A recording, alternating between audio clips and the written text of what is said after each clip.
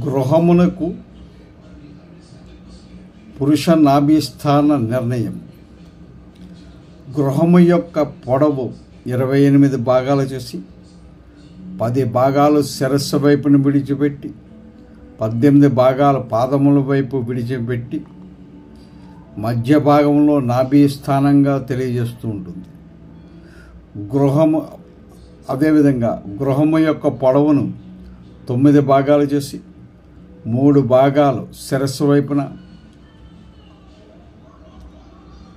6 భాగాలు పాదాల వైపు విడిచిపెట్టి మధ్య భాగం నాభిగా తెలియజేయడం జరుగుతుంది,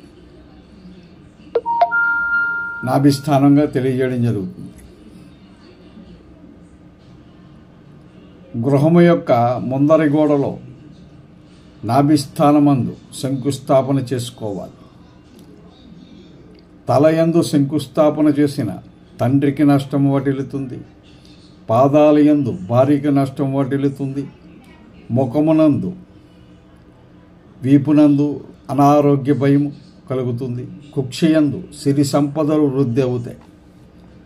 గృహమునకు శంకుస్థాపన నాభిస్థాన నిర్ణయం. గృహము యొక్క పొడవును 28 భాగాలు చేసి 10 భాగాలు శిరస్సు వైపును విడిచిపెట్టి 18 భాగాలు పాదముల వైపు విడిచిపెట్టిన మధ్య భాగము నాభి స్థానముగా తెలియజేస్తూ ఉంటుంది.